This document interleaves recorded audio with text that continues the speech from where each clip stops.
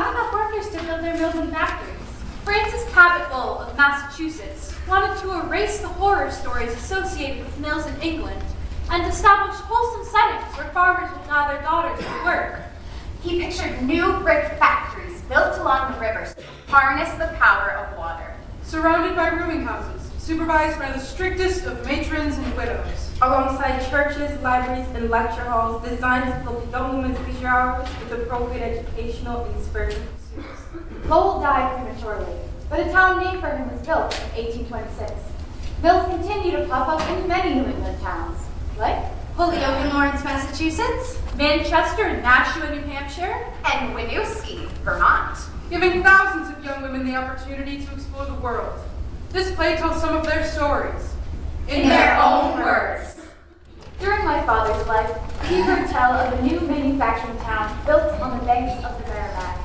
He thought of making this place our home, since his limited income gave no promise of maintaining a large family of daughters. From the beginning, Lowell had a high reputation for good order and morality. After my husband died, I sold our house so we could move there. Some of the family objected. Factory life in the old country was anything but attractive. And New England had done little to improve upon it. Lowell has shown that independent and intelligent workers give their own character to their occupation. I have visited there, and I will be glad to make it our home. We shall take in some boarders, and the older children will work in the mills. They shall have steady work and good wages. It was hard to support so large a family on our farm, so we decided to split up for the year. We left Plummer and Luther to care for the farm with Grandma Polly.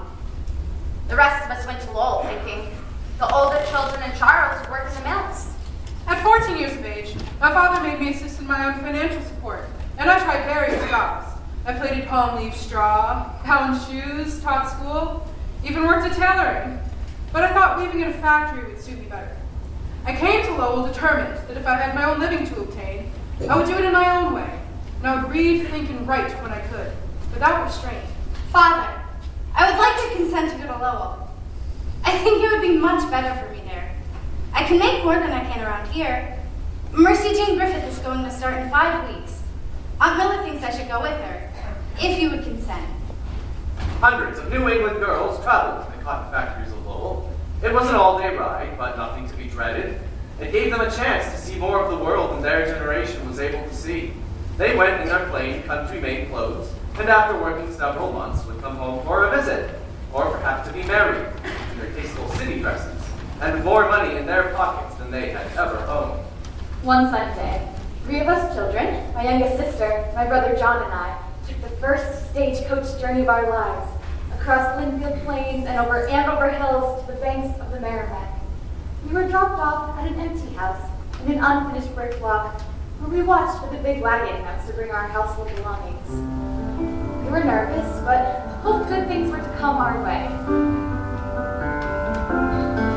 Hope is a thing with others that purchase in the soul, and sings a tune without the words and never stops at all. And sweet to sing the gale is heard, and sore must be the storm that could abash the little bird that kept so many warm. I've heard it in the chillest lands and on the strangest sea, yet never in extremity it has a crumb of me. Yes, hope is a thing with feathers that perches in the soul and sings a tune without the words. La la la, la la la. Oh, never stops at all. I arrived here safe and sound after being well jolted over the rocks and hills of New Hampshire. It was evening, and the gentleman in the stagecoach pointed out Lowell to me, with its lights twinkling through the gloom. I could think of nothing but Miss Sam Scott's swamp, when brilliantly illuminated by lightning bugs. You will excuse all of my up-country phrases, for I have not yet got the rust off. Perhaps I shall always be rusty. It all appears very romantic to me. The driver carried me to the corporation, as it is called, a number of short parallel streets with high brick blocks on either side. The boarding houses are next to the mills. I left Whitney's at 9 o'clock, stopped at Windsor at 12, stayed till 3 and started again. Once in Lowell, I went to a boarding house. On Monday, I found a place in the spinning room, and the next day I went to work. I like it very much and have 50 cents pay. It will increase as I speed up. I'm nervous, but excited. I've heard within the cheerless lands and on the strangest seas, yet never in extremity it asks the crumb of me. Yes, hope is the thing with feathers that perches in the soul and sings a tune without the words. La la la, la la la. Oh, never stops at all. Never stops.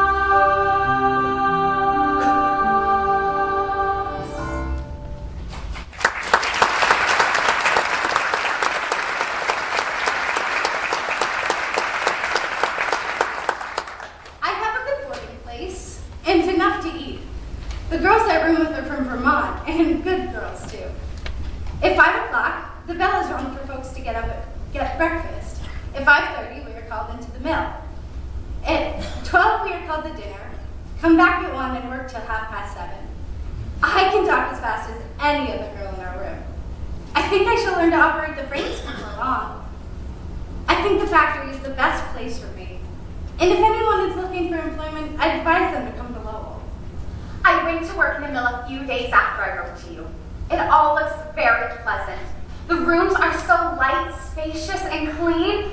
The girls so pretty and neatly dressed, and the machinery so brightly polished and painted. The plants in the windows or on the overseer's desk or bench give a pleasant aspect to things. There is first the carding room, where the cotton flies most and the girls get the dirtiest. Then there's the spinning room, where the girls are very neat and pretty. The spinners wash the frames, keep them clean, and the threads mended if they break. The dockers take off the full bobbins and put the empty ones back on. There isn't much to do while the frames are in motion, so the girls can gather together to tell each other stories or sing the old songs. My name is Captain Kidd, as I sailed, my name is Captain Kidd, as I sailed. My name is Captain Kidd, God's laws I did forbid, and most wickedly I did as I sailed. My father taught me well to shun the gates of hell, but against him I rebel as I sailed.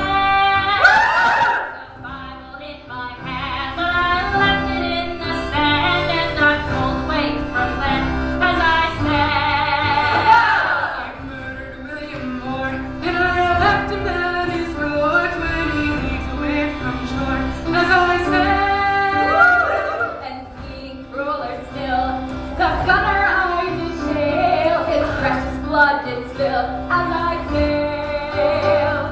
My name is Captain Kidd, as I sailed, as I sailed. My name is Captain Kidd, as I sailed. My name is Captain Kidd, God's laws I did forbid, and most wickedly I did as I sailed.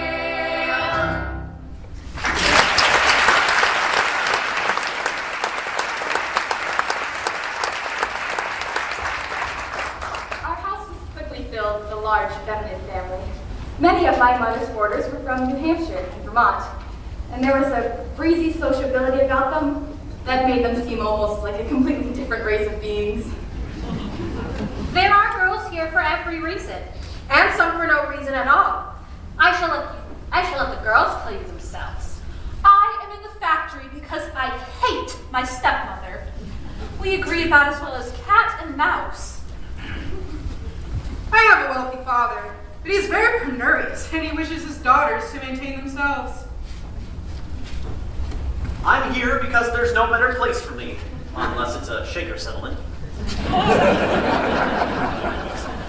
have a well-off mother, but she is a very pious woman and will not buy her daughter the very many pretty gowns, collars, and ribbons as I like. So, I decided to help myself. I am providing for my aged and destitute parents. My parents and families are infidels, and I do not enjoy the privileges of religion at home. I must labor somewhere, but have been ill-treated in so many families that I have a fear of domestic service. I shall go to the mill and get some money to buy a piano, as I don't see very much prospect of having one unless I work for the money, and I want one very much. I left a good home because my sweetheart, who has gone on a whaling voyage, wishes to be married when he returns. I would like more money than my father will give me. My home is in a lonesome country village, and I cannot bear to remain where it is so dull. I'm here because my beau came and I didn't trust him alone among so many pretty girls. We're often able to assist our parents or to educate a brother or sister and fit them for future usefulness. There's pleasure in relieving others' burdens.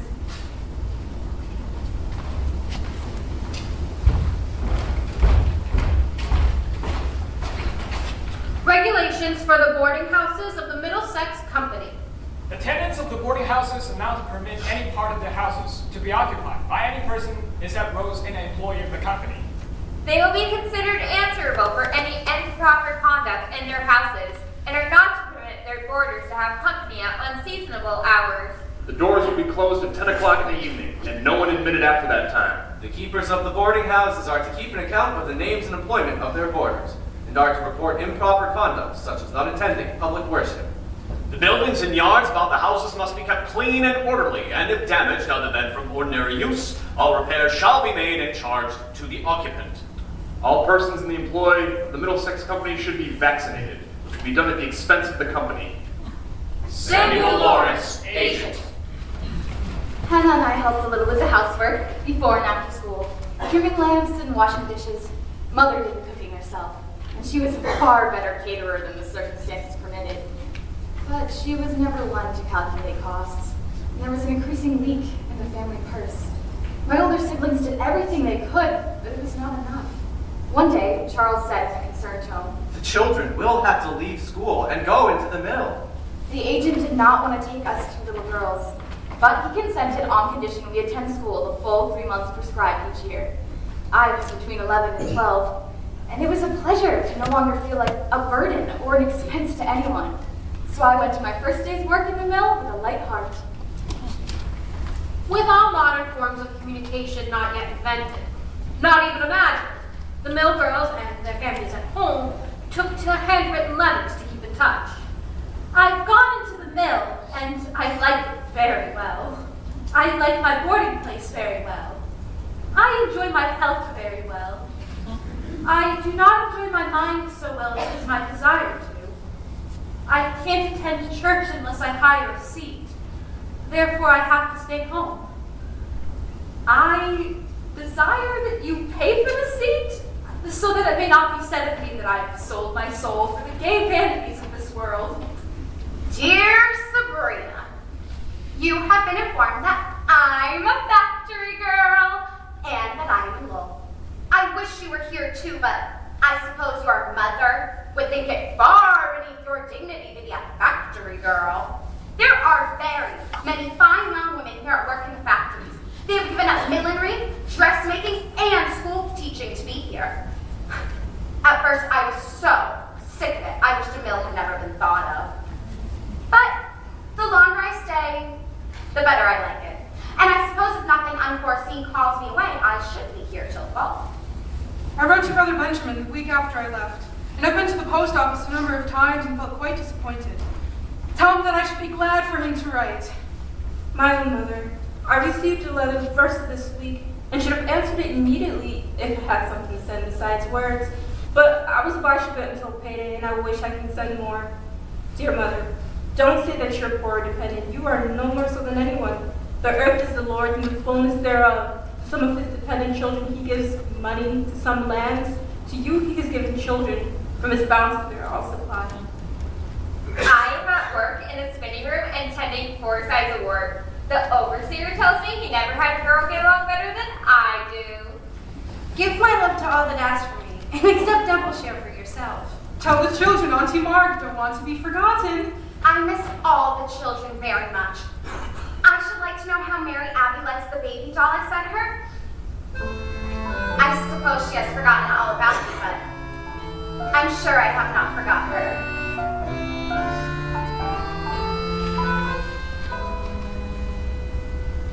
I want to see you more than I think, than I can write with pen and ink.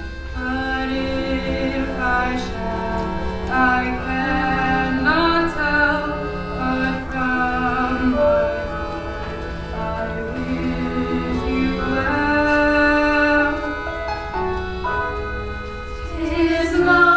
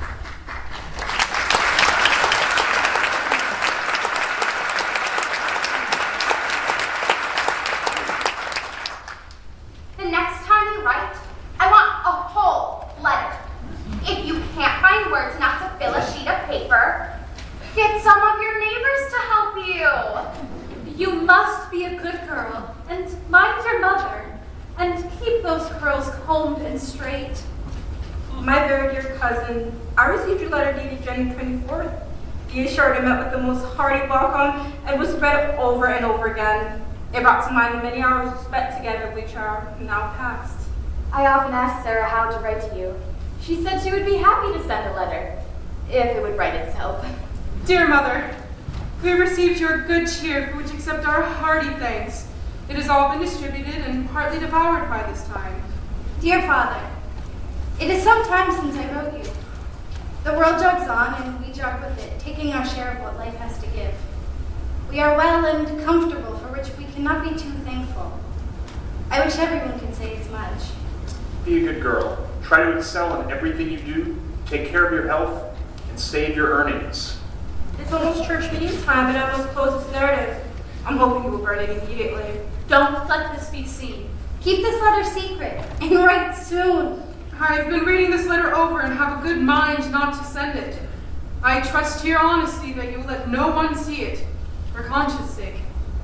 Please forgive the first I wrote in. Forget the last. After you've read this, burn it up, and I will thank you 4,000 times. Goodbye once more. Letters, carried on steamships, railroads, stage coaches, and by traveling friends and family, were also the only means to convey serious medical news. With only primitive care available, mortality rates were high. Samuel is sick with bilious fever. He was sick in July, but it did not go so hard with him as it does now. Back then, he promised the Lord if he was restored to health, he would seek religion. The Lord saved him, but Samuel did not do as he promised, and now the Lord has set his afflicting rod upon him. I found Sister Eliza confined with a fever. And then Mother was confined to time, and likewise myself. On the 1st of January, Father froze his foot and was not able to work for 6 weeks. We found Mother very poorly. She had 10 fits when we were there. It was very distressing. And Heath has buried her little Lucas. He died in January after getting hurt at school.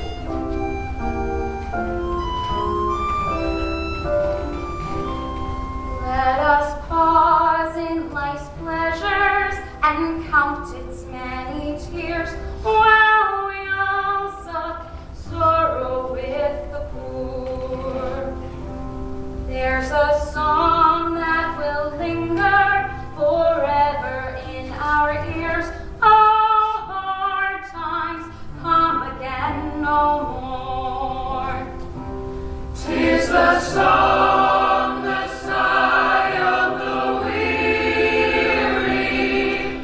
Hard times come again no more.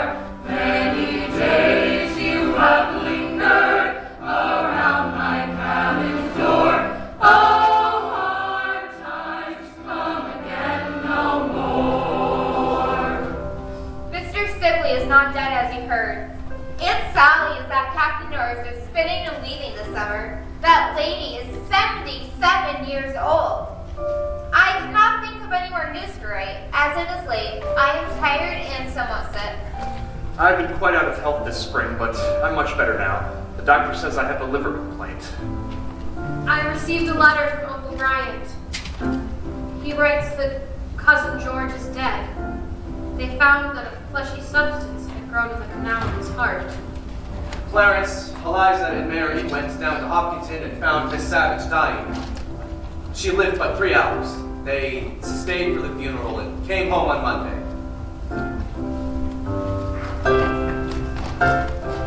While we seek mirth and beauty and music bright and gay, there are frail forms fainting at the door.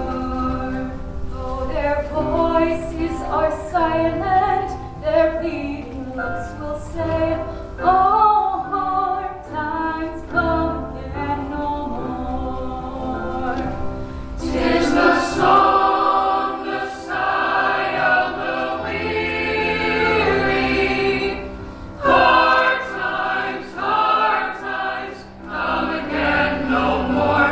Many days you have lingered around my cabin door. Oh, hard times come again no more. We would like to know all about you. What's the state of your health? How's that late heart? Elizabeth Jones's second child died Wednesday of croup, and Mrs. Bunker's babe the same day. George Everett was thought to be dead yesterday for some time, but he revived. He probably had a fit. Cousin Jeremiah was thrown from the wagon about 4 weeks ago and was not able to put his hands to his head. The horse broke the wagon to splinters and one of his legs. So we had to kill him. The horse, I mean. How sad it was to have Cousin William taken away so sudden, his wife to follow so soon after. When we are in the midst of life, we are in death. 'Tis a sigh that is wafted across the troubled wave. 'Tis a wail that is heard upon the shore. 'Tis a dirge that is murmured around the lowly grave. Oh, hard times come again no more. 'Tis the song, the sigh of the weary.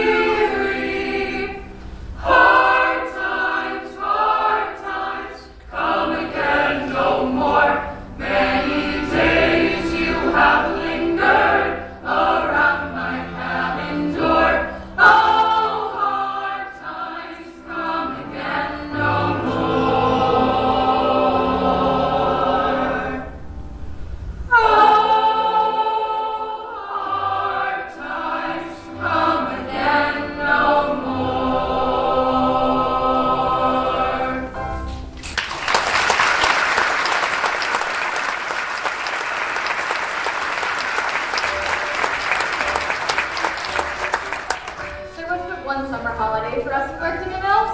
The 4th of July. We made a point of spending it outdoors, making excursions down the river to watch the meeting of the rivers. Oh, or around by the old canal path to explore the mysteries of the guard locks. Or across the bridge to see the dim blue mountains.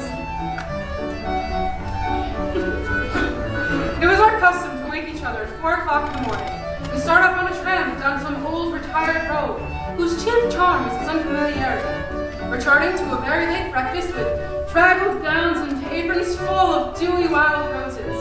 No matter if we should be up at 5 the next morning and go back to our toilet, we shall have these roses to keep us company.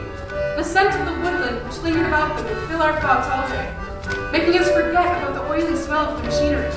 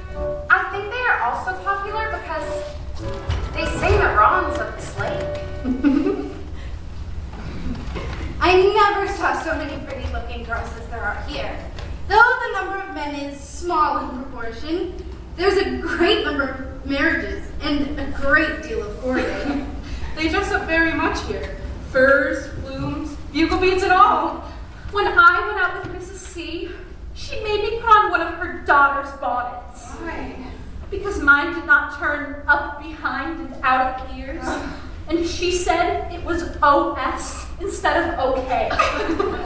Well, as I walked along and saw all the beautifully dressed ladies, I thought with dresses and bonnets of an old style that they too would not be passable. After work, I went into Miss Young's shop to see about my bonnet. I looked over her silks and velvets, I inquired about prices, and found that I cannot get a decent bonnet to wear for less than $4. But I shall not have mine made until I hear your opinion. Now isn't it a pity such a pretty girl as I should be sent to a nunnery to pine away and die? So I won't be a nun. No, I won't be a nun. I'm so fond of pleasure that I cannot be a nun. I'm sure I cannot tell what's the mischief I have done, but my mother often tells me that I cannot be a nun. So I won't be a nun. No, I won't be a nun. I'm so fond of pleasure that I cannot be a nun. At 13, I was tall as a woman, and my sisters insisted upon lengthening my dresses and putting up my mauve hair at home. I felt injured, but my protests went unheeded. When my transformation was complete, I went away and had a good cry. I felt like a child, but I had to think and behave like a woman. The mill girls are the prettiest in the city. How can we keep meeting? Well, the house mothers put no restrictions on the number of pieces to be washed. And as there is plenty of water in the mill, we girls can wash our laces and muslins and other nice things ourselves. I told Mrs. C that the city ladies weren't as pale as I expected, and she said that Many of them are painted, and rouge is becoming more fashionable every year. Even some of the factory girls use it. And then she pointed out several highly dressed girls whose cheeks were truly of a carmine tint.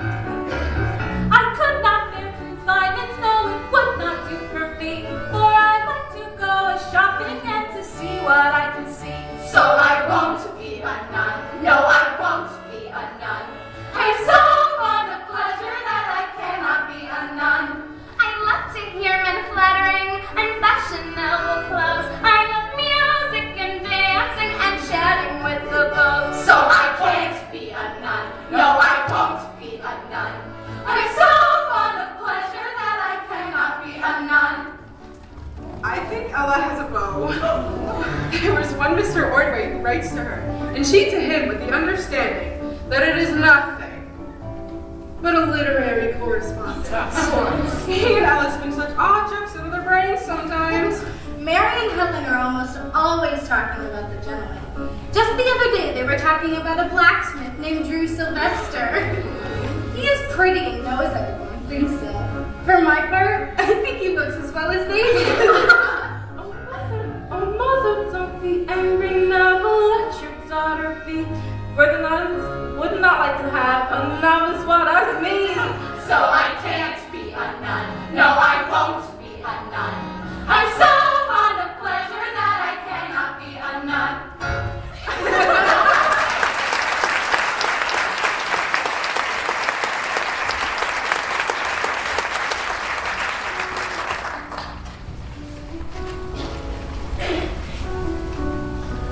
Dearest daughter Delia, you mentioned that a Mr. Drew Sylvester has shown interest in you.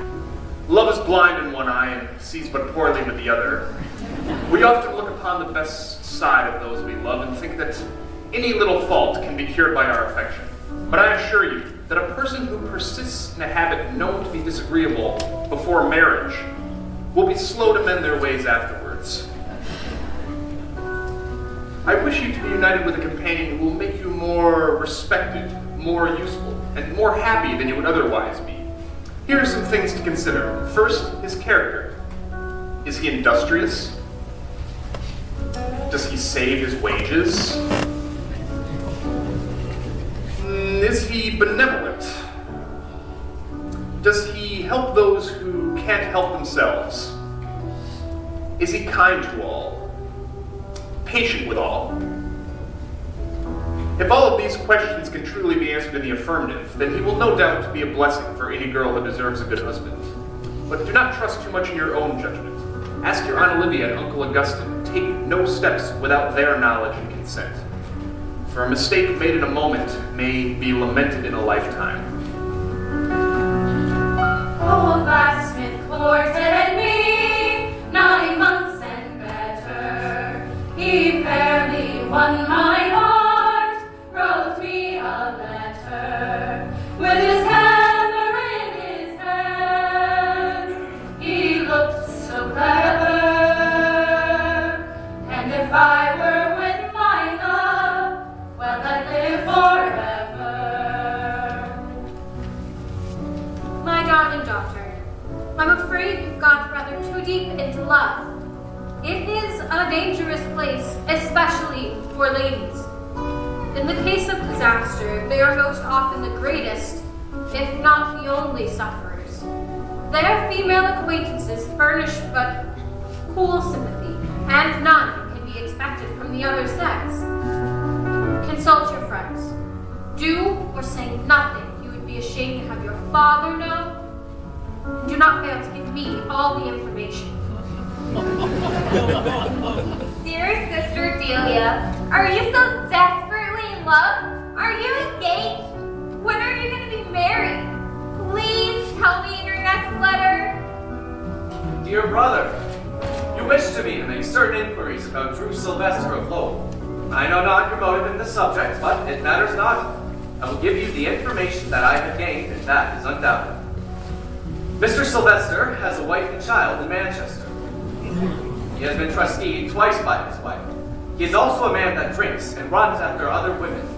These facts I obtained from good and satisfactory authors. If I may be of other assistance, please advise. Your devoted brother, Augustine. Oh, where has my love gone?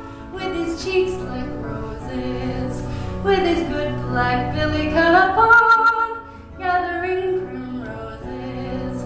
I'm afraid the summer sun will shine and burn his beauty. And if I was with my love, while I do my duty. Delia, you say that you are not so desperately in love with Mr. Sylvester. I'm glad to hear it. I hope you will escape being in love at all. Perhaps you have learned more about him since you first wrote. I will tell you some things that you did not then mention, but the truth of which there can be no doubt. He never divorced, and has a wife and child living in Manchester now. and his employers have been trustee twice for their support. He's considered to be very intemperate, a libertine who makes love to all the ladies that let him. You spoke of attending a singing school. This is all very well if you can do so with propriety, but you had better spoil your voice and break your neck than go there or anywhere else with Sylvester. Your only safety is in renouncing him at once and forever. Oh, strange news has come to town. Strange news is carried. Strange news flies up and down. My love is married. I wish them both much joy, although they can't hear me. And may God reward them well for the slighting of me. There is one bit of news I must tell you, Delia. Mrs. Maria Bureau French has a baby about 2 weeks old. Since she has been about 3 months married, we think her quite smart, don't you? Dear brother, I have been getting all the information concerning Delia that I could. There was a girl that lived with Delia, told me Delia moved out. I asked her why Delia left. She said it was because Mrs. C would not permit Sylvester to come into the boarding house. She likes Delia and told her she did not want her to leave. Delia told her if she got into trouble, no one would be to blame but herself. I will not say Delia lied, but she walked all around the truth, and at a very respectful distance, too. I do fear she will be a ruined girl. What we can do to save her, I know not. What did you promise, love, when you lay beside me? You said you'd marry me and not deny me. If I said I'd marry you, 'twas all for to try you. So bring your witness, love, and I'll not deny you. Delia, you mentioned Mr. Sylvester again in your last letter. How is this divorce progressing? You say that you have heard ever so many times that his wife is remarried. Well, I think few things would be easier for Sylvester to ascertain beyond a doubt than whether she is married or not. I am not free from my suspicions that he's done nothing about a divorce. I hope you will attend church constantly, at least half a day every Sunday. Your present and future welfare, I think, depend very much upon it. Delia, I must again direct you to treat him as an acquaintance and nothing more, until such time as you have certain evidence that a more intimate relation will be neither disreputable nor criminal. If he is a good man, you will find out before it is too late. And if a bad one, you cannot know it too soon. There's not much to report from here. We killed our hog on Monday. He weighed over 400 pounds. Come home now and a shooting star. Very soon to your affectionate sister. Oh, witness have I none, save God Almighty, and may He reward you well for the slighting of me. For there is no trusting man, not even your own brother. So, girls, if you would love one another.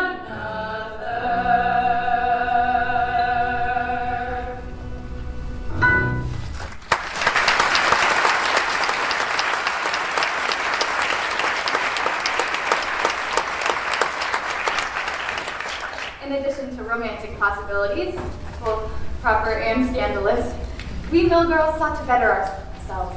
Many a girl was working to send her brother to college, though she had far more character and talent than he. But a man could preach, and it was not orthodox to think that a woman could. In Lowell, we enjoy abundant means of information, especially in the way of public lectures. The time of lecturing is appointed to suit the convenience of the operatives, and sad indeed would be our lyceums, institutes, and scientific lecture rooms if all the operatives were absent. We had John Quincy Adams, Edward Everett, John Pierpont, and Ralph Waldo Emerson among our lecturers, with numerous distinguished clergymen in between. One time, Daniel Webster came to our city trying a law case. Some of my girlfriends went to the courthouse and had a glimpse of his face, but I just miss seeing him. And last but not least is the pleasure of being associated with the institution of religion, thereby availing ourselves of the library, Bible class, Sabbath school, and all religious instruction. Most of us, when at home, live in the country, and therefore cannot enjoy these privileges to the same extent. Surely these are sources of pleasure. Some of us continued our education inside the mills. Regulations forbade us from bringing books into the mill, but I made my loom into a library of poetry, pasting it all over with newspaper clippings. My cousin pinned a mathematical problem or two up on her dressing frame, which she and her companions would solve as they paced up and down, mending the broken threads of the warp. Books were prohibited, but there was no objection to bits of printed paper, and not wishing to break a rule, I tore out pages from my half-worn copy of Shakespeare and carried the leaves about with me at work until I fixed the contents to memory. The girls also taught each other. My sister cared more for the natural development of our minds than for us to follow the direction of hers. She was really our teacher, although she never assumed that position, and I learned far more about my own capabilities from her than I could have at any school I knew of, had it been possible for me to attend one. One thing she planned for us, a dozen or so cousins and friend sisters, some that worked in the mill and some who attended school, was a little fortnightly paper to be filled with our own original contributions, she herself acting as editor.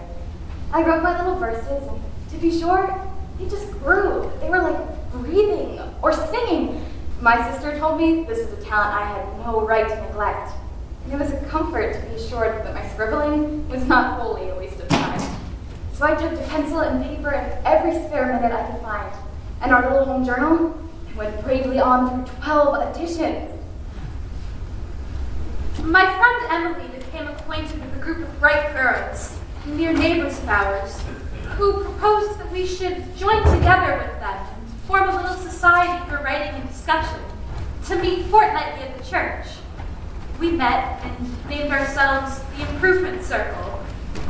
I was their first president. At the sessions of the circle, writing submissions are read, names of the writers not being announced. The largest range of subject has been allowed, and the greatest variety of styles indulged.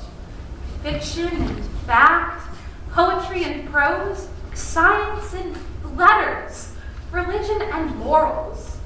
The style has been humorous or otherwise, according to the various taste or talent of the writers. The reading of these submissions is the sole entertainment of the meetings of the circle. The interest excited has given a remarkable boost to the intellectual energies of our population. The older girls taught their subjects quite above me, and I was bashful, as half-grown girls usually are. But I wrote my little essays and read them, listened to the rest, and enjoyed it all exceedingly. Our improvement circle grew into a larger one, and a few years later, Reverend Thomas gathered our essays and published them in a literary magazine called the Lowell Offering. We were improving ourselves in every possible way, by purchasing and reading books, attending evening classes and lectures, meeting for reading and conversation. That we should write was no more strange than we should read, or think, or breathe. The Lowell Offering was published monthly for 5 years, gaining subscribers and acclaim from across New England, the United States, and even France and Britain. The author Charles Dickens traveled to Lowell to see if the reality the mill girls wrote about was legitimate.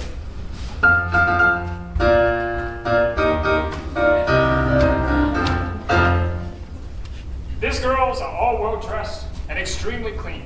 They have serviceable bonnets, good worn cloaks and jewels. They were healthy in appearance and had manners and deportment of a young woman, not degraded fruits of burden, and they do not want for means. In July 1841, 978 of these girls were depositors in a Lowell Savings Bank, with joint savings estimated at $100,000, or 27 English pounds. I'm now going to state 3 facts which will startle a large class of reader on this side of the Atlantic very much. Firstly, there is a piano in a great many of the boarding houses. Secondly, nearly all these young ladies subscribe to libraries. Thirdly, they have got up among themselves a periodical called the Lowell Offering, a repository of original articles written exclusively by the females employed at the mill, which is printed, published, and sold. I have read 400 good solid pages from beginning to end. The large class of readers startled by these facts will exclaim with one voice, How very preposterous! These things are above their station! In reply to the objection, I would beg to ask what their station is. Are we quite sure that we in England have not formed our ideas of station of working people, determined by the class they are, and not as they might be? Of the literary merits of the Lowell Offering, I will only observe, put entirely out of the sight the fact of the articles written by these girls after arduous labors of the day, and it will compare advantageously with a great many English periodicals. The Lowell Offering gave evidence that we thought, and that we thought upon solid and serious matters. After a while, the assertion was circulated that our magazine was not written by ourselves at all, but by Lowell lawyers. It was almost too foolish a suggestion to contradict, but our editors decided to add the name and occupation of the girls from that point on. We were resolutely bent upon obtaining a better education. Very few among us were without some distinct plan for bettering the condition of themselves and those they loved.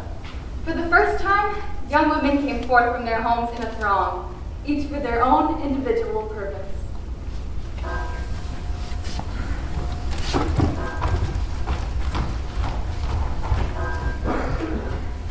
All the employees were required to attend church services weekly, but many of us would have attended voluntarily.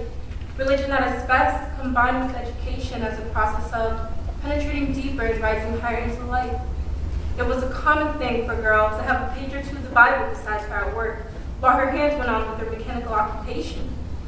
I had a fragment of a dilapidated hymn book from which I learned the hymn to sing to myself, unheard within the deep solitude of unceasing machinery sound.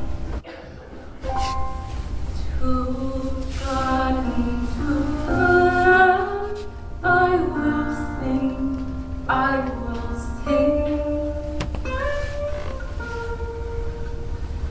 To God and to the Lamb I will sing. To God and to the Lamb who is the great I am. I'll millions join the thing. I will sing, I will sing. I'll millions join the thing. I will sing. What wondrous love is this, oh my soul, oh my soul. What wondrous love is this, oh my soul. What wondrous love is this, that Christ should come in bliss to bear the heavy cross for my soul, to bear the heavy cross for my soul. During the early 19th century, the United States was experiencing the Second Great Awakening, in which many people circulated through various Protestant denominations in order to find a church and ministry that appealed to them. The mill girls were part of this exploration and found that styles of preaching, music, and dress could be very different from one church to another. I went to the congregational meeting, for that's the one I've always attended. The meeting house is one of the oldest in the city, and not beautiful, though a good, respectable-looking building. In the afternoon, I went to the Methodist meeting. At home, this is a ragged church, but here they wear ribbons, bows, plumes, wimples and crimples, ruffs and puffs, and farthingales. The preaching was of a higher order than I had anticipated, and some old hymns were sung, without the organ, but with great feeling. Next Sunday, I shall go see the Episcopalians and the Catholics, of whom we have heard so little. That is good. In the Mills, we're not so far from God in nature as many persons may suppose. We enjoy much pleasure in cultivating flowers and plants. A large and beautiful variety of plants are placed around the walls of our rooms, giving it more the appearance of a flower garden than a workshop.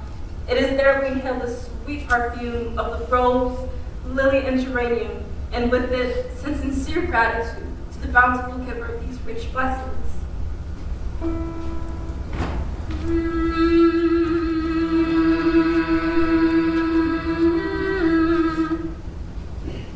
Through all the world below, God is seen all around. Search hills and valleys through, there He's found.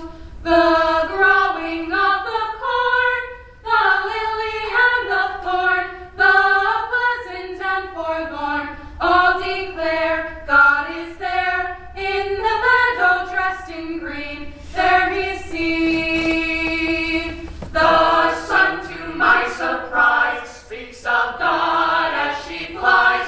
The comets in their blaze give Him praise. The shining of the stars, the moon as it appears, His sacred name declares. See them shine, all divine.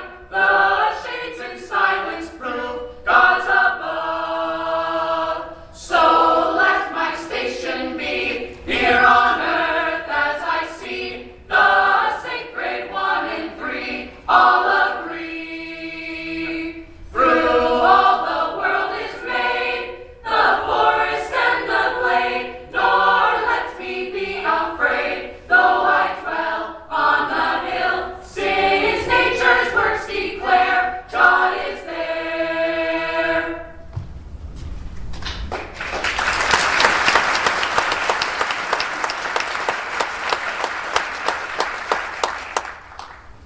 Still, rumors persisted about the mills and girls who work in them. She has worked in a factory is sufficient to damn to infamy the most worthy and virtuous girl. So says Mr. Orestes Bronson, who has slandered a class of girls who in this city are numbered by thousands. They generally come from quiet country homes where their minds and manners have been formed under the eyes of the worthy children of the pilgrims. Someday, they may become mothers to quite a proportion of our future citizens. Think! How many of our next generation are to spring from mothers doomed to infamy? I acknowledge some of you may be worthy and virtuous. Then we must be worthy and virtuous idiots. For no virtuous girl of common sense would choose an occupation that would consign her to infamy. You certainly cannot mean to intimate that all factory girls are virtuous or intelligent. No, I do not. And Lowell would be a stranger place if among 8,000 girls none were of the ignorant and depraved. But our well-filled churches and lecture halls and the high character of our clergymen and lecturers can attest that the state of morals and intelligence is not low.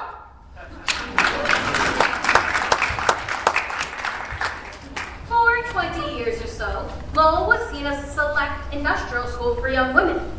They had come to work with their hands, but they could not hinder the working of their minds. Their mental activity was overflowing at every possible outlet.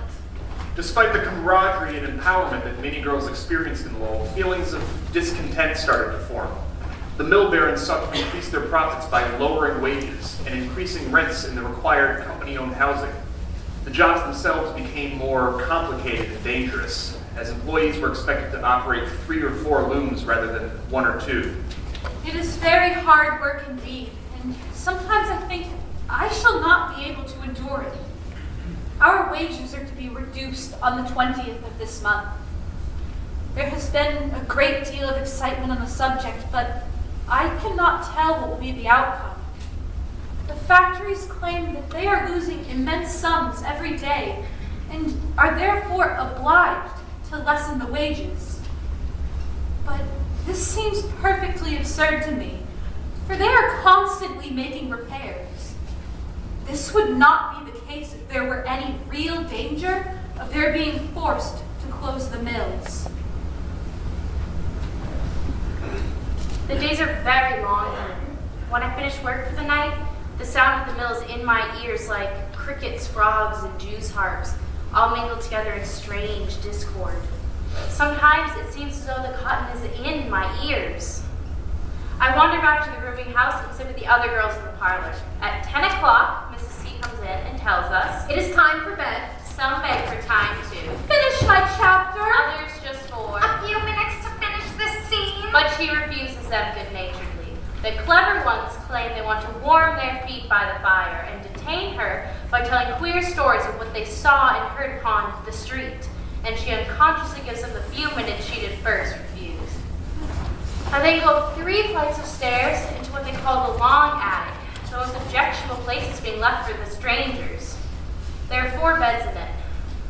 I look woefully at the strange girl who is my bedmate, but she takes no notice of me and goes to bed as if I was still in the White Mountains. The girls in the further bed whisper something about the old men, and I get nervous and wish they would come take them away. When the house is quiet, a strange fear comes over me, and I hear the bells chime midnight long before I sleep.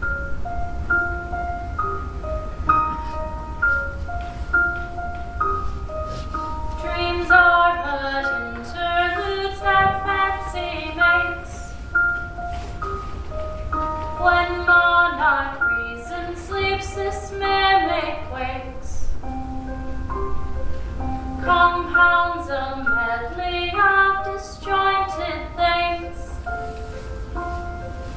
A court of cobblers and a mob of kings. Dreams are but interludes that fancy makes. What wondrous love is this? When monarch reason sleeps, this mimic wakes. Oh, a blacksmith courted me. Compounds a medley of disjointed things. But I won't be a nun. A court of cobblers and a mob of kings. Through all the world around, gotta see. Some dreams are merry, other dreams are sad. Hard times come again no more. Both are shadows of the reasonable soul run mad. Hope is a thing with feathers. And many forms and things in sleep we see. I could not bear confinement. That neither were nor are, but yet may be. Oh, let your daughter be. So I won't be a nun. No, I won't be a nun.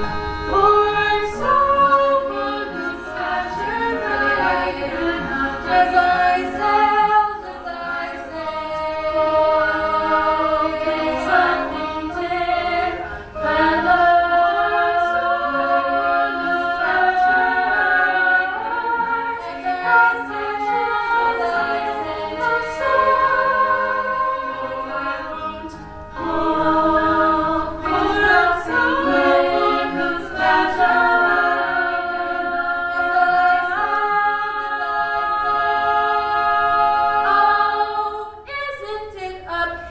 such a pretty girl as I should be sent to a factory to pine away and die.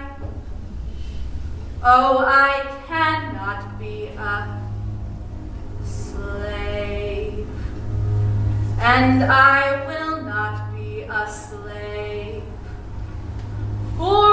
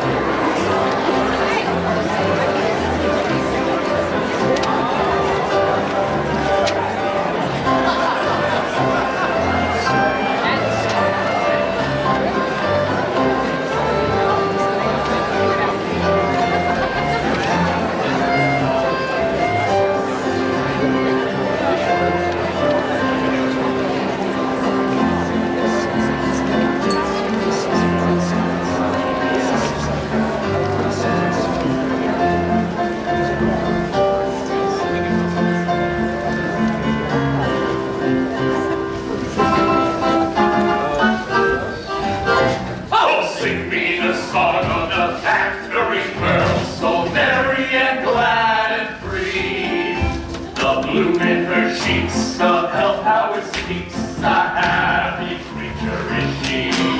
As she tends the loom and spindle, and cheerfully toileth away. Oh, how her bright eyes kindle, and her spirit is ever gay. Sing me the song of the factory girl, who no title lord doth hold, who with treasures rare is more free from care than a queen upon her throne. She tends the loom and spindle, and parts her glossy hair. But when her bright eyes kindle, a cheerful spirit is there. Sing me the song of the factory girl, who will never be a slave. She is brave and free as the old elm tree that over her homestead waves. She tends the loom and spindle, scorns all who laugh and sneer. And when her bright eyes kindle, oh, a freeborn spirit is there.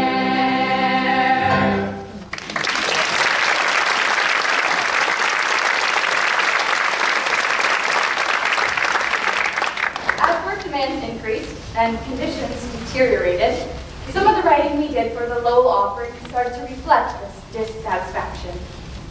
It was Saturday night. The toils of the week were at the end, and seated at the table with my book, I was feasting upon the treasures it contained. My reverie was disturbed when a little boy entered the room and handed me a paper.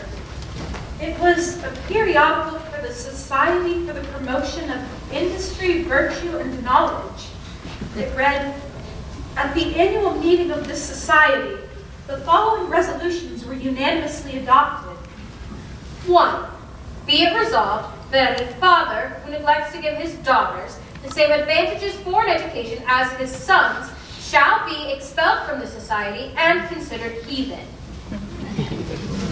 2. Be it resolved that no member of this society shall exact more than 8 hours of labor out of every 24 of his or her employment.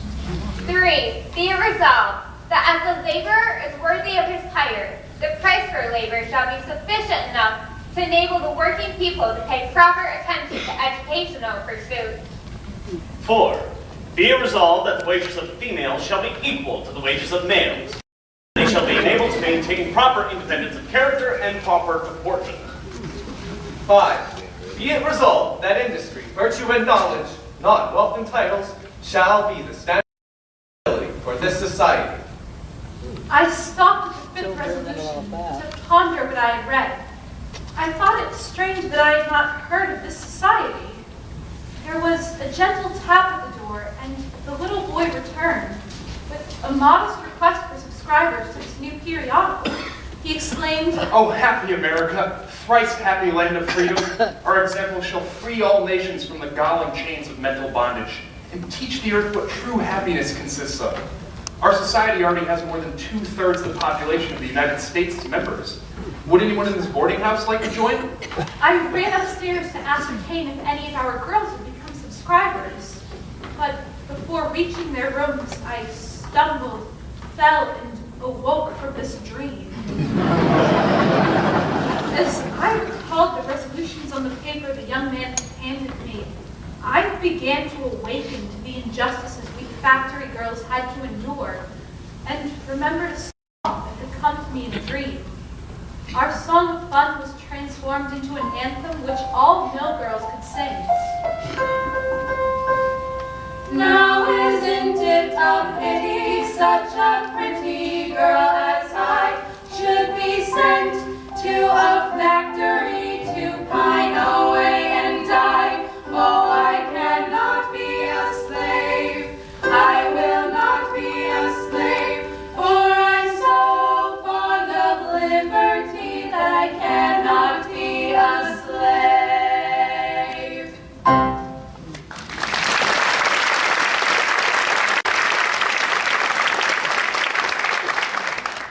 One night, worn and weary, after 13 hours of toil in the mill, I fell asleep, and a vision of the day before me. The mill bosses were being questioned about their lives.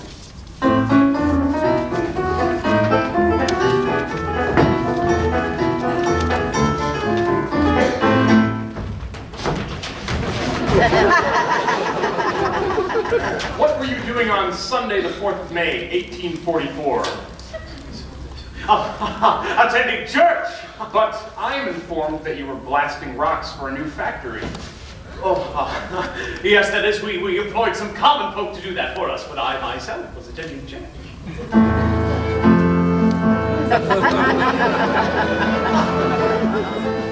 You must go below. Well, what apartment shall I take? The one closest to the fire.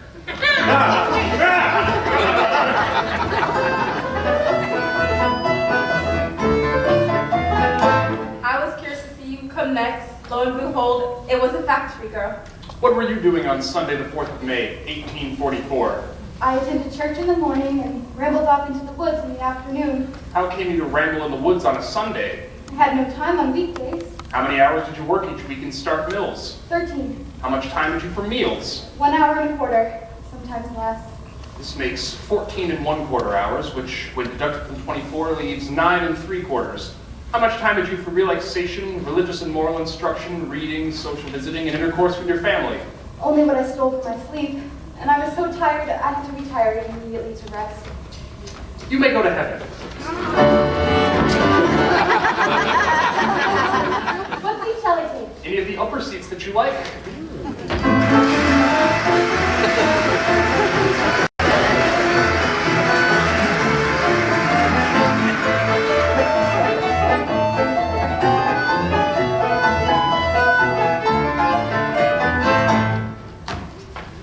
No one had time to write this week, or last. I'm sorry to have bothered you, Reverend Thomas. I guess we will all go home. No. Let's use the time to talk about why we aren't writing. Yes. I'm so fatigued by this warm weather. I begin to grow tired of the hot brick pavements and glaring buildings. I want to be home, to go down to the brook in the pools. It makes my feet ache to stand so much, but I suppose I shall get accustomed to that too. The girls all say that they wear old shoes to work, and after a year or two, they have to buy shoes a size or two larger. And the right arm, the one used to run the loom, is larger than the left. Last Thursday, one girl fell down and broke her neck, which caused instant death. The same day, a man was killed by the railroad cars. Another broke nearly all of his ribs, and another was nearly killed by having a bale of cotton fall on him. I've been so upset since the Lawrence catastrophe. How dreadful! How many hearts were wrung with anguish. There was a young man stayed here a few nights ago that lost his arm in the Manchester mills. I was born in New Hampshire, where my mother still lives with a large family of young children, dependent on us for support. I've often thought my kids a solitary and hard one, constantly confined in the factory, while so many were enjoying the high life. But my views are not entirely changed, and I think that idleness is the parent of all sins. Our pay has been considerably reduced because The depression of trade is great, and the sale of goods so limited that we are running the mills at a loss. if this be true, why do they not cut down the salaries of their agents? This is never done. The poor laborers must bear all the burdens. They even tell us, The factories are only kept running out of charity towards you. let us see a little more equality, a little more sincerity in this matter, and then we will have more charity. There is far too much of an aristocratic feeling in this town, and groundless prejudice against laborers. Your industry is to be commended. You toil from morning until night, but do you receive adequate reward for your services? No. No. The owner receives too much, the operative too little. There is another grievous wrong. What? The difference in caste which employers create between their sons and daughters, and the sons and daughters whom they employ to increase their wealth. This is wrong. May democracy be extended to us in place of aristocracy and cottonocracy. Rich people make us work so long and hard, and send recruiters all over the country, telling girls lies to get them to come. When they get here, they find out that they have been cheated. Many are too poor to get back to their homes, so they have to stay at work in the mill. They get sick, and some of them die. Their parents would grieve very much when they hear about it, for poor people love their children just as much as the rich. Do the rich ever put their children into factories? I would think they would if they are such. Nice, healthy places. As they say, how proud they would feel to know they're doing something useful. Men and women should act in order to gain their liberty. Well, men and women have no difference of mind, there is a difference of body which must compel us to temper our behavior. He is made strong so that he may protect and defend. She is more lovely so that he may be willing to shield her. Lydia, women are wronged in every condition of life. We work for a pittance in the mills or as domestic servants. We're barred from righting our own wrongs by our social position. If the high and mighty will not speak on our behalf, we shall face calumny. Men say it is a violation of the women's sphere to speak in public. But when our rights are trampled upon, what shall we do but appeal to the legislature? Shall not our voices be heard and our rights acknowledged there? Let woman keep to her own sphere. Her domestic duties should occupy her first thoughts. To elevate, to gladden, and to beautify. Women have influence over the next generation, especially those that will one day become voters and leaders of this country. Quite right. If a woman has talents which may be of use to her country, let her exercise them in a quiet way. For instance, Madame Rowland, in the seclusion of her own chambers, wrote documents which are read in all the chambers of Europe. Now, far more influential were these documents, and far more noble did Madame Rowland appear when passed under her husband's name, rather than if she had expressed these opinions herself. There may be times when women will do what men cannot perform. She may exit her appropriate sphere, and the very novelty of her position will create enthusiasm on her behalf. Yet, happier is she if the thunderbolt she launches lands not on her own head. Witness, for example, Joan of Arc. Women should share governance. It is our right, and is contrary to the principles of our Constitution to deny us of this privilege.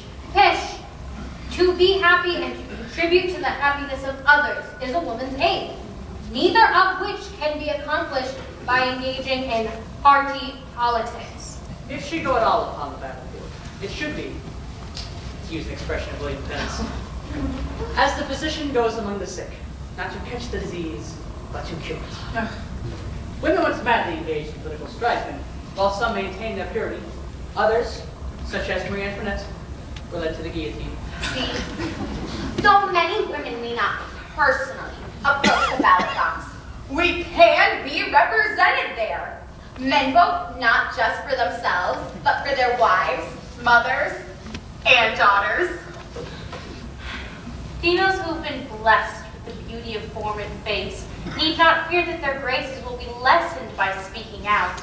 The natural desire in our sex to please the other has led some to adorn their persons at the expense of their minds. Sarah! In many of the corporations in this city, it is now an established rule to close the factory gate 2 minutes early every morning, and to ring the lunch bell 2 minutes late. Is that right?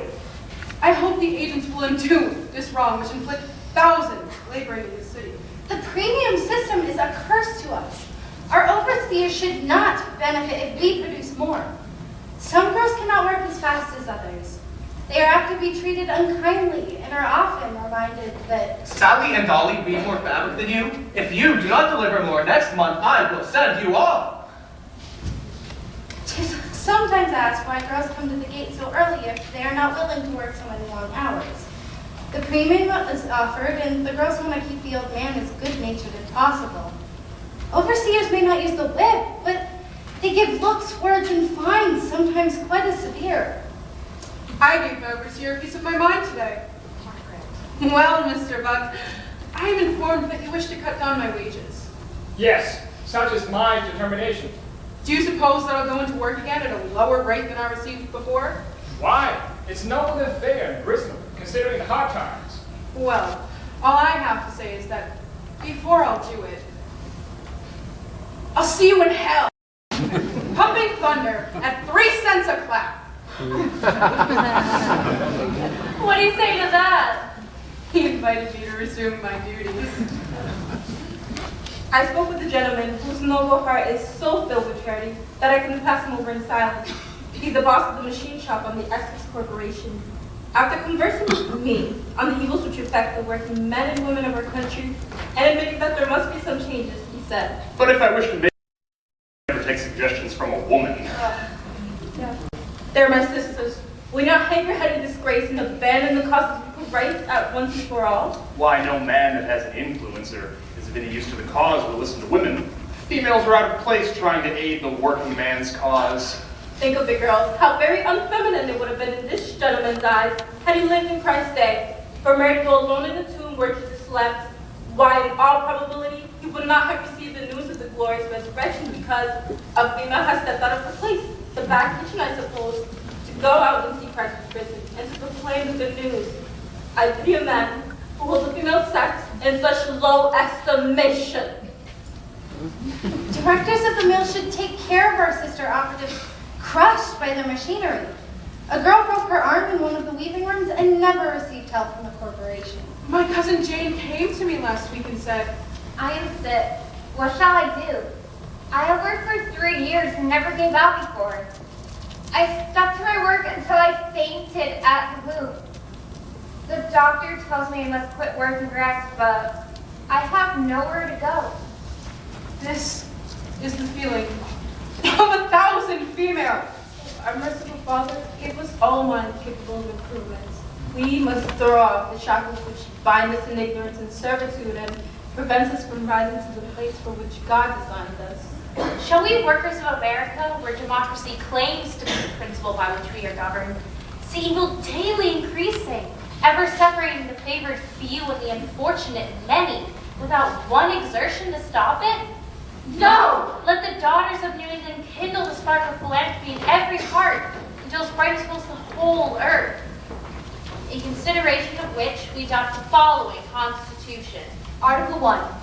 This association shall be called the Lowell Female Labor Reform Association. Article 2. Any person signing this Constitution shall literally pledge herself to active reform of labor. Article 3. All members of this association disapprove of all hostile measures, strikes, and turnouts, unless all other measures prove unsuccessful.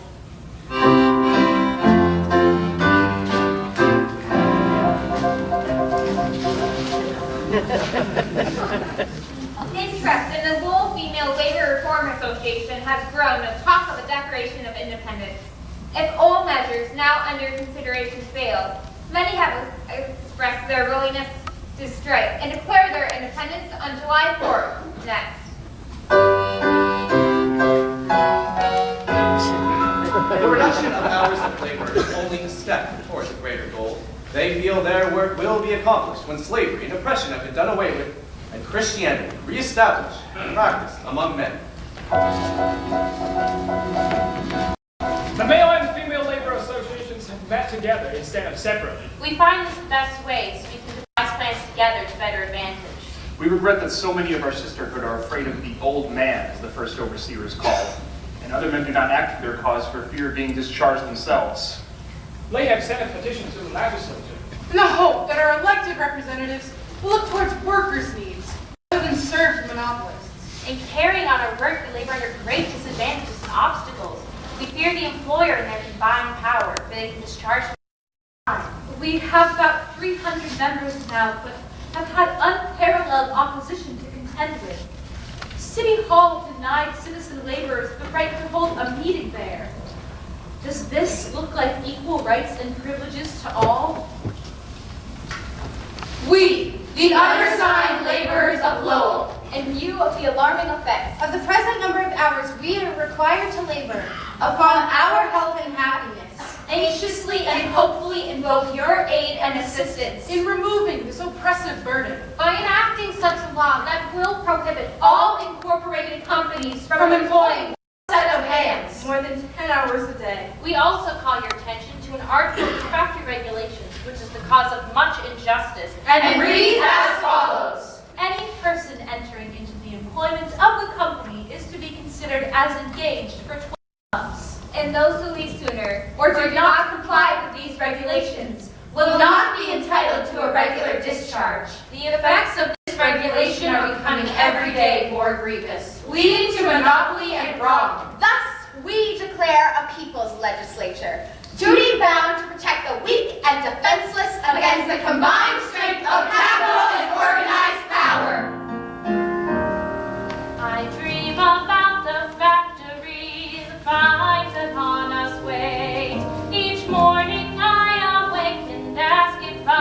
but lay too late. And once my father sobbed and said, "Oh, better were a grave than such a life as this for thee, thou little sinless slave." I wonder if I ever shall obtain a holiday, and if I do, I'll go to you and spend it all in play. And I will bring some flowers if you will bring me some, and at my work I'll think of them in holidays to come. Far from those factories, deafening sound, all this toil and strife, I wish my ears might run their rounds of sweet retired life. As if I still must wend my way uncheered by no sweet song, God grant that in the mill the day may be 10 hours long. Far from the factories, deafening sound, from all its toil and strife, I wish my ears might run their rounds in sweet retired life. But if I still must wend my way uncheered by hope's sweet song, God grant that in the mills the day may be 10 hours long.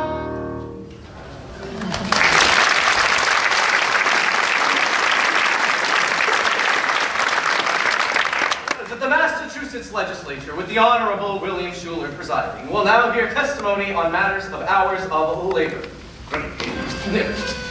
A few years ago, no girl was required to attend more than 2 looms. Now we attend 4 and sometimes 5. And because we make a few cents more than we did on 2, it is trumpeted all over the country that our wages have been raised. We feel our overtasked systems give way. The dizziness in the head, or the pain in the side, or the shoulders, or the back, admonishes us to return to our country homes before it is too late. We resolve to toil a little longer, but nature cannot be cheated, and some poor victims are carried home to die, or they go to the hospital, where they soon lie in an unmarked grave. This is no fantasy of mine, but a sober truth. Immediate measures must be taken to bring about the 10-hour system for factory workers who are continually inhaling cotton dust and lamp smoke. I have been an operative more than 10 years. My health suffered in less than 2. I was often advised to leave, but duty to my unfortunate parents bound me. Their financial security was accomplished with the loss of my health. I would rather work longer hours, even if it means less money. Long hours of labor, the short time allowed for meals, where we occupy our boarding houses all contribute to poor health. There's not enough time or space for bathing in our homes. It is as necessary as food or sleep.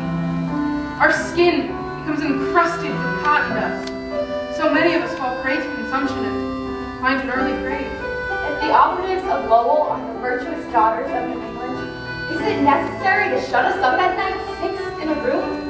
Are we not qualified to find lodging for ourselves? Is it not a violation of the basic principles of Christianity which say, as we would that others should do unto you, do ye even so unto them? We must allow ample time for every girl to bathe once in each day. Otherwise, disease will be the consequence. Those of us who tend the boarding houses do all in our power to make the stay of the operatives pleasant. But the means are inadequate. Too many are made to occupy the same space. The air in the workroom is not wholesome. There are 293 oil lamps lit when evening work is required. The noxious fumes fill our lungs. About 150 people work there. Every day there are at least 6 girls out from sickness. Some days as many as 30. The corporation prevents any person upon leave from receiving work in any other corporation if they feels he or she is not a suitable person to be employed. It doesn't matter what induces that opinion. Bad temper, immoral conduct, are nothing on the part of the girl. It could be favoritism. If the overseer chooses to exercise the power over her reputation, it can drive a girl out of the city. A sister operative of mine was employed in one of the Lowell factories and left because she thought she could find better satisfaction elsewhere.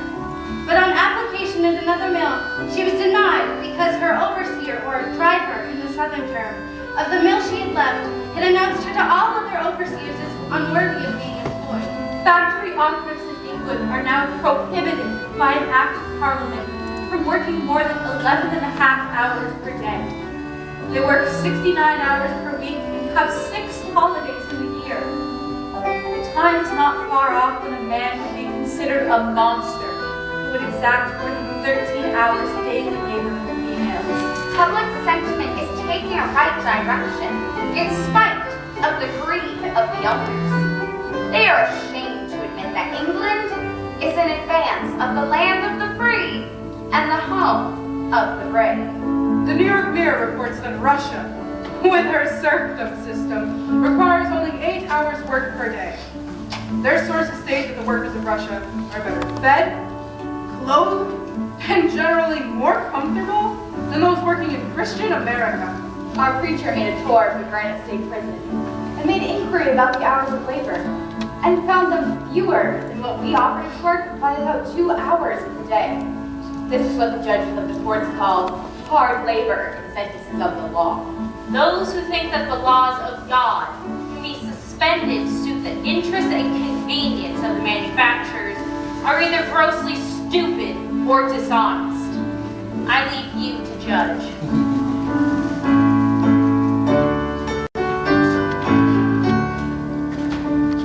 Now isn't it a pity such a pretty girl as I should be sent to a factory to pine away and die? Oh, I cannot be a slave. I will not be a slave. For I'm so fond of liberty that I cannot be a slave. Let oppression shrug her shoulders and a haughty tyrant frown, and little upstart ignorance in mockery look down. Oh, I cannot be a slave. I will not be a slave. For I'm so fond of liberty that I cannot be a slave.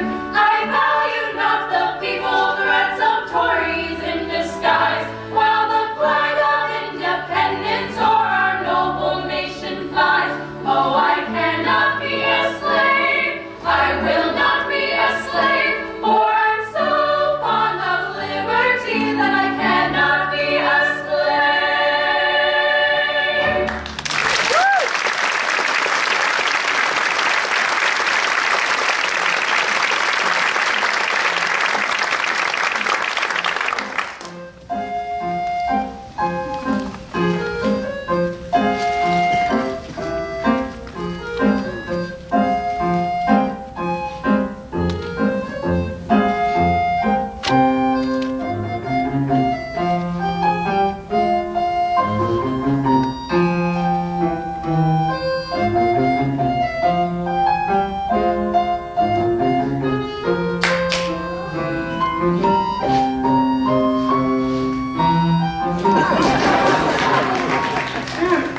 Any law which would compel the factories in Massachusetts To run their machinery but 10 hours a day. Well, those in Maine, New Hampshire, Rhode Island, and other states were not restricted. Would close every mill in our state.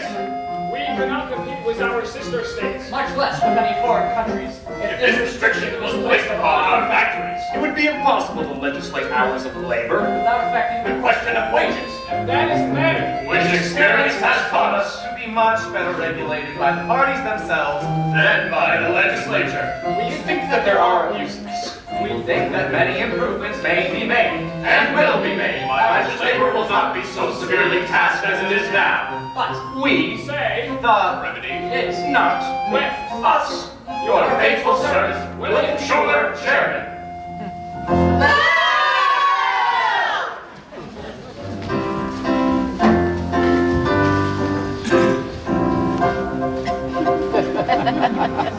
Representative William Schuler faces a tough bid for re-election this year.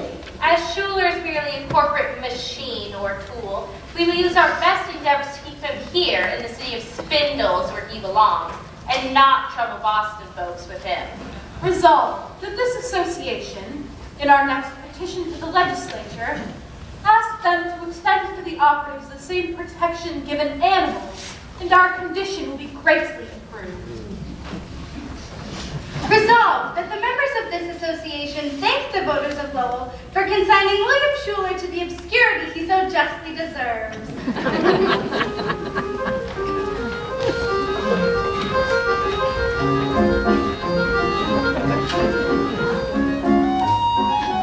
I am glad you decided to attend the ball with me. It is much confined to you, so had not my dear father requested that I go, I would stay home. I do not like to be jostled in such a crowd of fat girls' houses. Working men. I am astonished. One would suppose that you thought yourself better than they, merely because kind Providence had placed you in more prosperous circumstances. But the reverse is true. All real goodness consists in active usefulness. In our land, it should be merit, not station, that makes any distinction. You mistake my character much if you suppose I intend to disgrace myself by associating with the lower class who labor in our kitchens and factories. Only think of our condescending to associate with the illiterate and uncultivated who throng our cities at present. Why, we should lose our caste in society at once. Well, thank heaven that there is enough of the patriotic blood of my ancestors coursing through my veins to enable me to spurn this mean aristocratic spirit which destroyed social communities in the old world and which threatens to destroy social harmony in the new. What could be more absurd than feelings of prejudice against the laboring classes who supply us with all the luxuries of life? If they are illiterate and uncultivated, the more need we have to improve and enlighten them with our superior wisdom and refinement. Well, I never.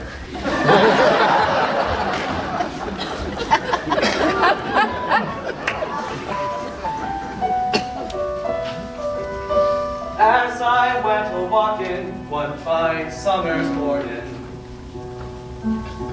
the birds on the branches, they sweetly did sing. The young men and ladies together were sporting. Going down to the factory, their work to begin. I spied one among them, she was fairer than any. Her cheeks like the red rose that none can excel. Her skin like the lily that grows in the valley.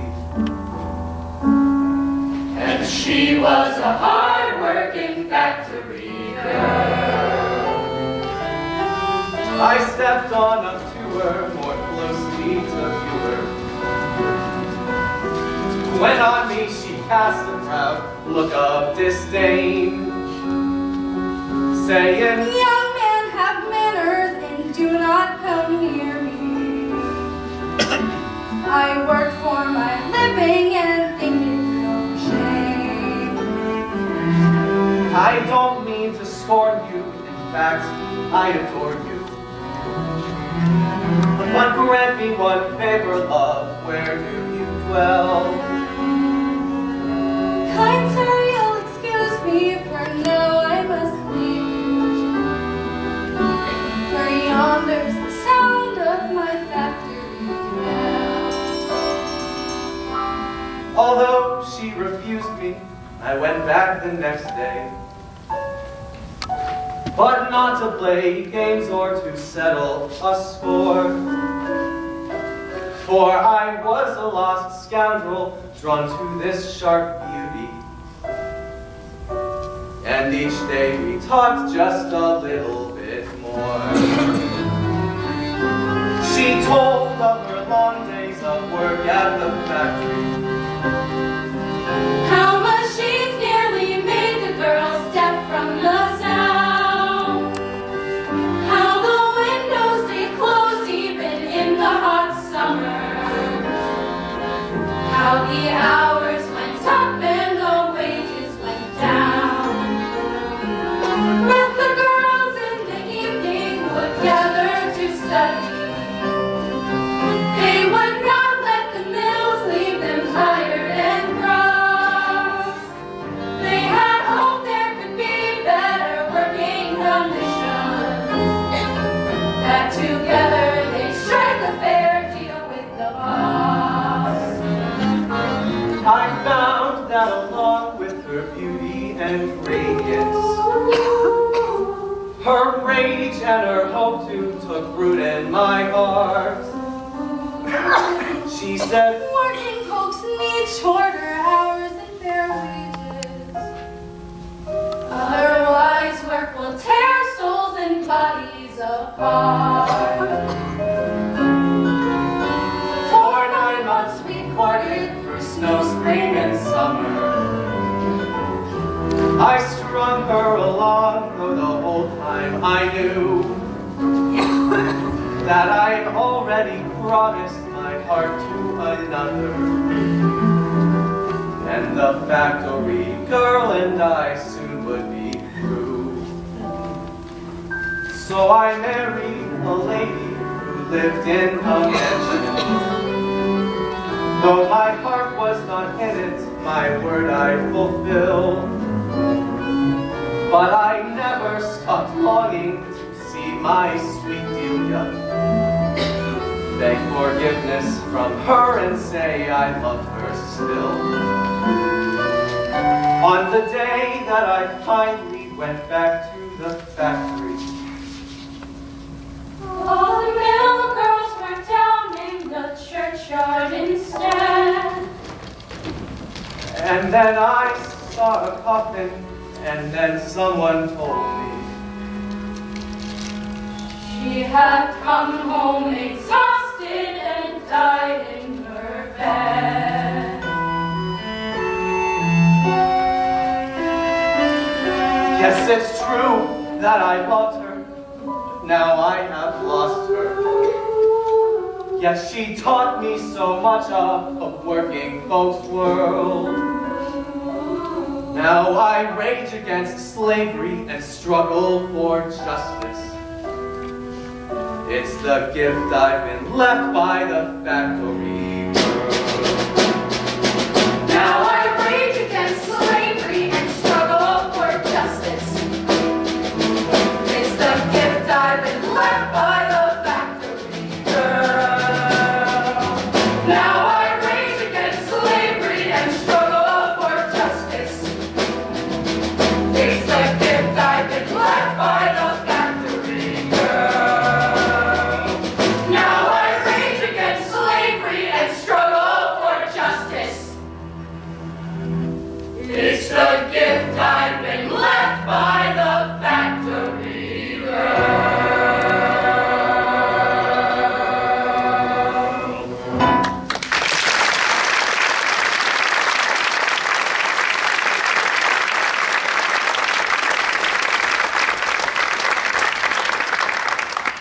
Overseer, a servile tool in the hands of an agent who will resort to the lowest means to please his masters and fill the coffers of the soulless corporation.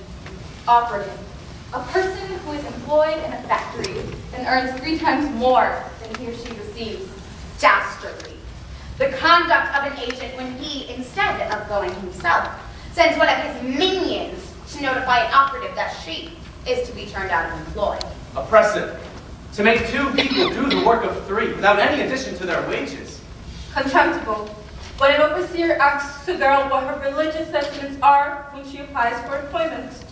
Company bylaws dictate that those in the employ of the companies are required to be constant in their attendance at some regular place of worship, and those who neglect the strict regulation will not be employed. We hear much talk of benevolence by the wealthy and so-called Christian part of the community. But have we not cause to question the sincerity of those who, while they talk benevolence in the parlor, compel their help to work for a mean pittance in the kitchen?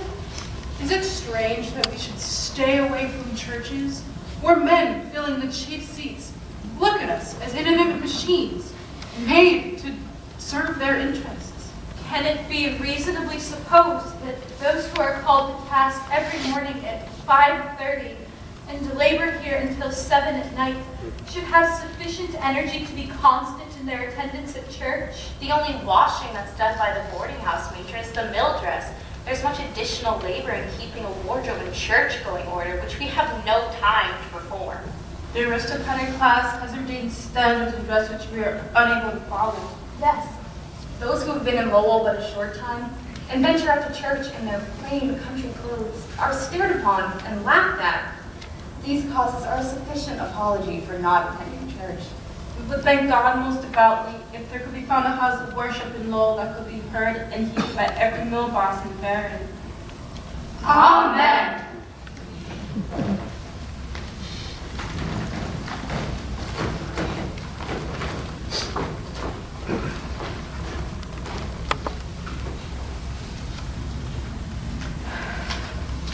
Dear Father, I have given notice at the mill and will soon leave for Atlantic in New Jersey.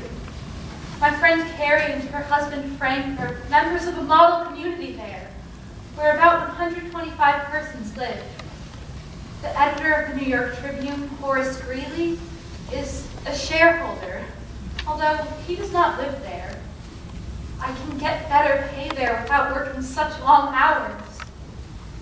There is no such word as aristocracy there, unless there is real superiority of skill.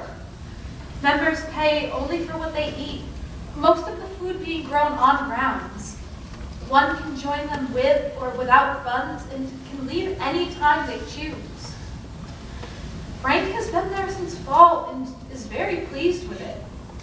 Both men and women get the same pay for the same work. In Lowell, men were often paid more than double what women were. Members can get educational privileges for free. While I began my stay in Lowell with the hope of bettering myself, I find that my significant efforts have only served the betterment of my employer. I will miss my friends here, but wish to be part of a true community elsewhere. Your fond daughter, Harriet. Despite our burdens, we mill girls follow the social concerns of the day, including the anti-slavery movement. Abolitionist and poet John Greenleaf Whittier visited Lowell and reminded us of those less fortunate. Oh, there were acres of girlhood in Lowell, beauty reckoned by the square rod or mile by a long measure. The young, the graceful, the gay, and the flowers gathered from the thousand hillsides and green valleys of New England, fair unveiled, nuns of industry, sisters of charity and thrift, united in their cause against slavery through the sunshine of their youth and love. Mr. Whittier's visit galvanized our belief in the anti-slavery cause. It is strange to think that this cause was not always our country's cause. Our country, our own free nation.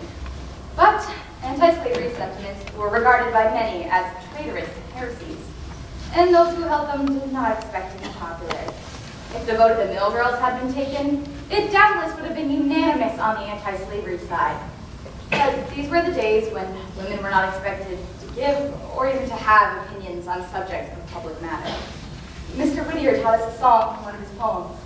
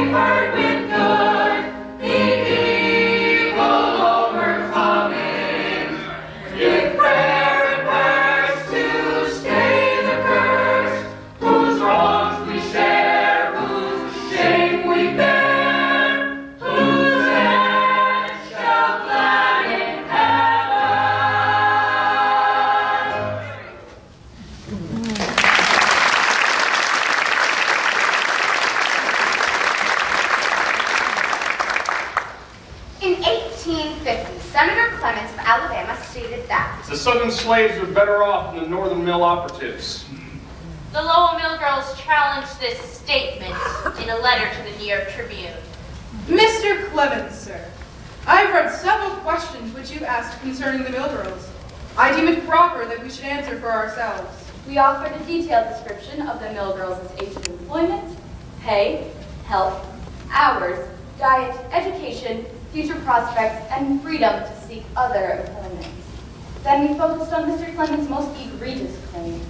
Let us see whether the Southern slaves are better off than the northern mill operatives. we have all that is necessary for health and comfort.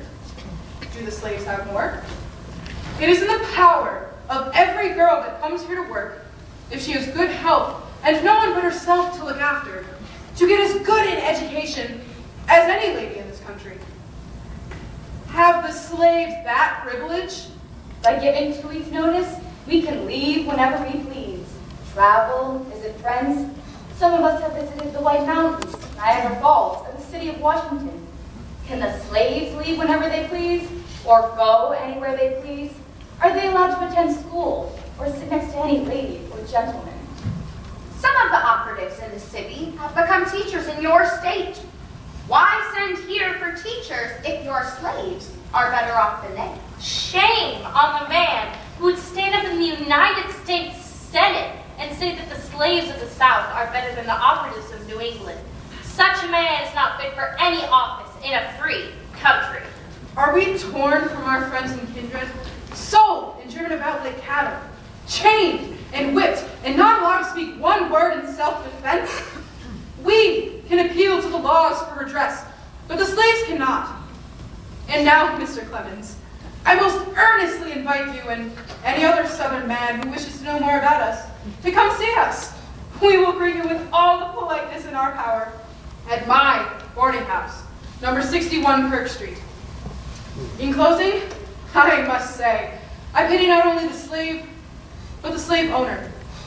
May God in his infinite mercy convince all pro-slavery men of the great sin of holding their fellow man in bondage. May he turn their hearts from cruelty and oppression to love. Please excuse me for omitting the word honorable before your name. I cannot play titles where they are not deserved.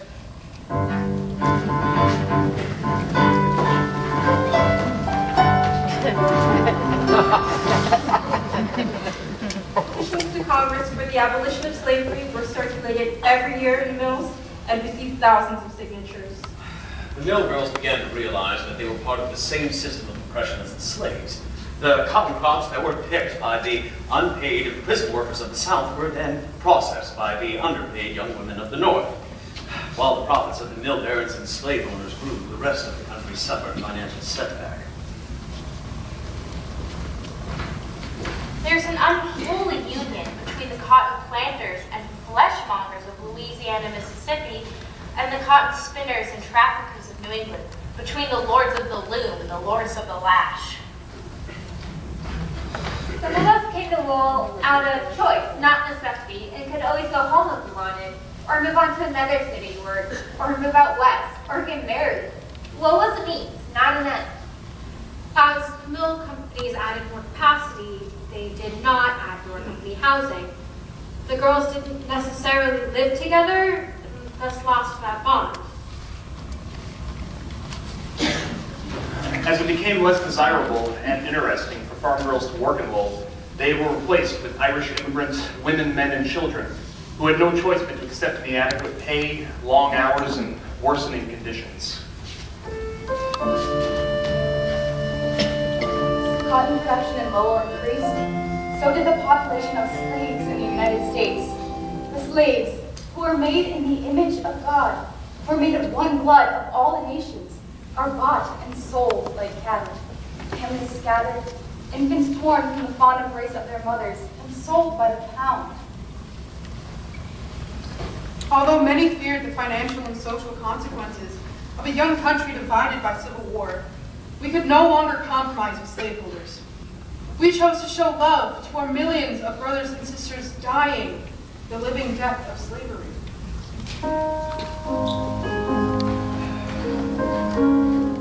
We see that the black man is, after all, our brother.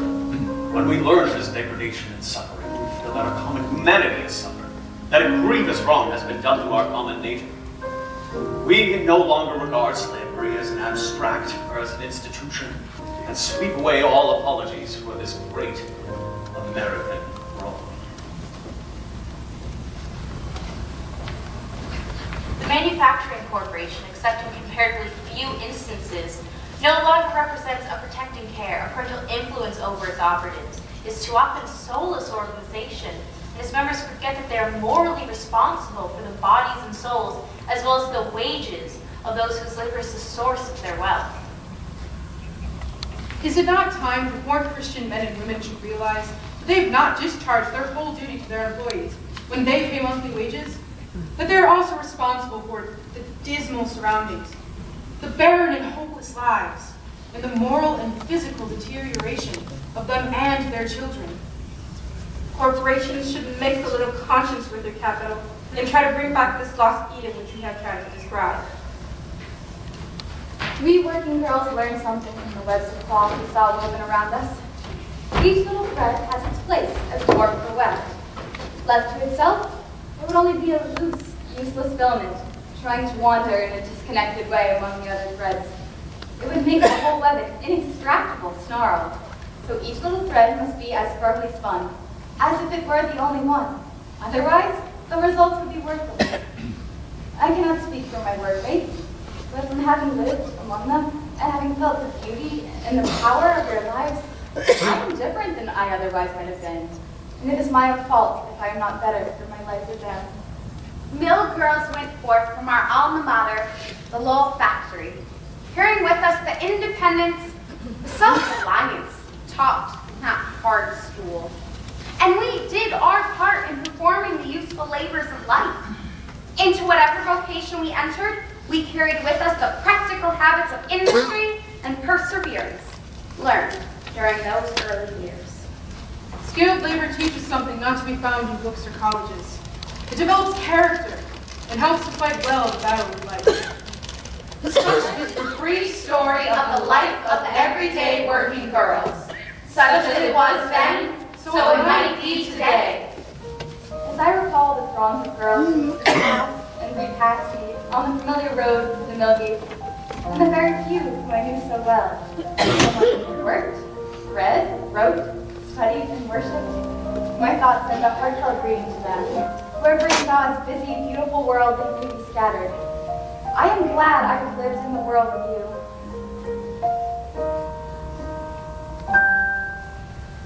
Now that I know the possibilities for such a girl as I will not stay in the factory to pine away and die. And since I will not be a slave, now I must be strong and brave, for we'll only know true liberty when no one is a slave. Some of our paths have crossed, some were side by side, yet because I've lived among both you, my friends, and known the beauty and the power of your lives, I am better than I might have been. Each little thread must be as firmly spun as if it were the only one, and woven tightly to the web as it can be. Threads up and down, threads right and left. Every loom has its warp and weft, and each thread must find its place and hold steady. We can learn from webs of love that a thread won't have much use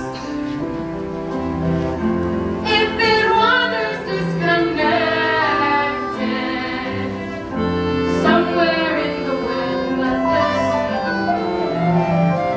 Each little thread must be as firmly spun